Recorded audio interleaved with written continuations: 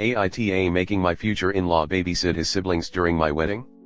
My fiance's aunt is giving me hell right now because fiance and I decided on a child-free wedding. My fiance comes from a big family, particularly on his dad's side.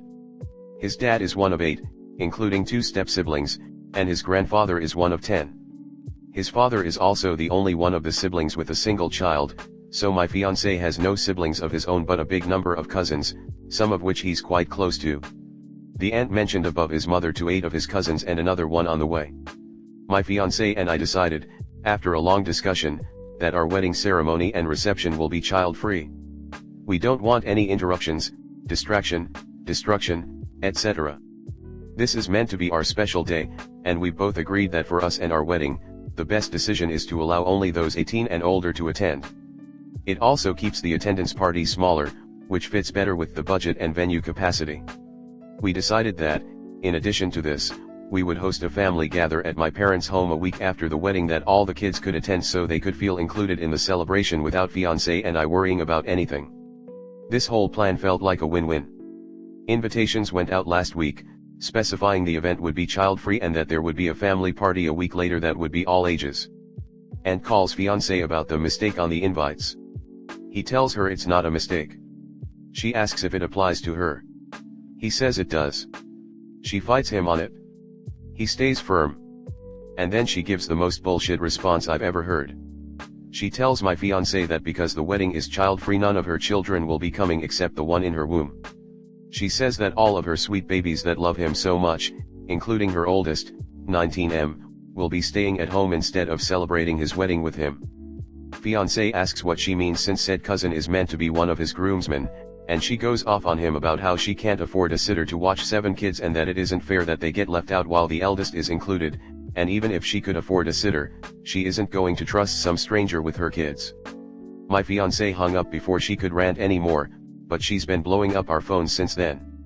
The only thing that has us questioning if we might be assholes is fiancé's cousin texting him about the whole mess and asking if we just allow kids at the wedding so he can still be in it and won't have to babysit. We feel bad for him, and we want him in our wedding, but we don't want children there. And if we just make an exception for aunt's children but no one else's, well, piss everyone else off. But if we allow everyone to bring their kids, we'll be miserable. Are we assholes here? Should we just suck it up? Comment. Legal adult cousin has nothing stopping him from attending. And can't afford a babysitter so she can watch her own kids. Really, the 15 and 13-year-old should be fine babysitting the others for the evening, but that would of course cut into aunt's demand. That was my thought at first too. But if the 19-year-old lives with his parents and they threaten to kick him out over this, would Op take him in? At the very least, if the cousin defies them, they can make his life miserable for a long time. Sounds like Auntie Dearest is just the type to do it, too. Op's fiancé should at least tell her she's not invited if cousin isn't able to attend the wedding because of her. I mean, she'd be probably just as disruptive as any of the kids, or worse, if she's allowed to attend after this anyway. But maybe he'll still get his cousin to come if he can blackmail his aunt back. I had the same thought. Lots of kids are babysitting for money at those ages. There is no reason 19-yo has to stay home. I would pull a reverse Uno and tell the family she is trying to ruin the wedding by keeping your groomsmen away for no good reason and it is causing major distress to the bride. Lay on the guilt. I also find this shit infuriating. Like, did you think about what having that many kids would actually look like and the resources it requires? Clearly not. And now it's everyone else's problem. I have several acquaintances who say they want a lot of kids, and as a pediatric RN, I care for children from large families, and the critical thinking just isn't there. An essential and often missing component of routine, preventive care for parents and families is parenting classes and education about the resources required to provide adequate care for their children, as well as the potential consequences of poor care. Not that anyone would listen. Next story 2. AITA for telling my fiancé that what he is offering is not good enough.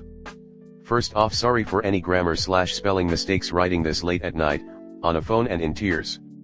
So I 19F am engaged to my fiancé. We have known each other for about 8 months and have been engaged for 3. I just preface this by saying that I have never planned on working growing up. I am currently in university. It's not to say that I don't have a work ethic, it's just I was brought up in a household where my father was constantly working. He was making a good amount of money. I can't say for sure how much, but me and my sister both attend private schools out of the country, as well as having whatever we wanted when we were home. This led me to wanting to do the same thing as my mother. She was sort of a homemaker, but to be honest, she mostly just organized charity events and shop. This is not to put her down, because when we were home she definitely tried to be present. I am relatively attractive person, so I always assumed that I would either find a husband on my own or I would look for one of my father's friends' sons. However, last September when I started university, I met my now fiancé, and he was getting his doctorate in financial strategy. He's kind, handsome, and definitely has good career prospects. Her are both in Oxford, so I know he definitely has what it takes to do well in finance. The problem started when he realized that I used a card that is for my father's bank account for everything. My father has given me this card for living expenses while I'm in university. However, he started to ask about me getting a job to pay for things. I mentioned to him that with going out for events and buying clothes and occasionally jewelry, how I would pay for that with a job I could get while in uni. He said that when I finished I would only be able to shop with what money I got from my job post-graduation, because he would feel compatible with me taking money off my parents when I was independent. I wasn't totally sure what he meant by this. I said, well, how much do you think you will earn when you graduate? And he said between £50,000 to £60,000 when he first finished. I told him that I wasn't planning on working and told him that we spoke about it before, although only briefly. He said he assumed I had been joking. I told him that I was serious and that if I was expected to work that wouldn't be enough to provide for my wants/needs, and that I couldn't be with a man that couldn't prove for me, and joked he would have to work harder. In hindsight, this may have come off worse than intended.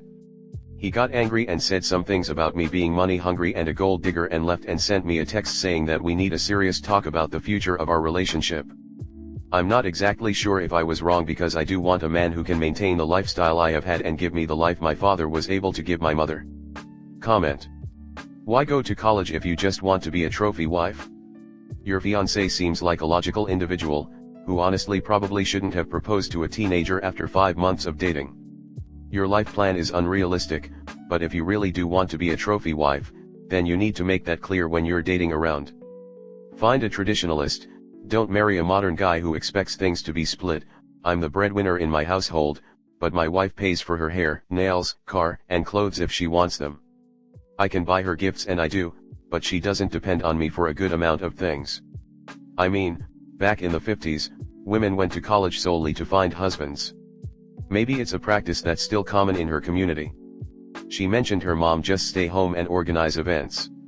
That's rich lifestyle, and those people usually continue super traditional practices. While this is true, usually these people have money in their names, and bring their dowry/inherit fortune to the table.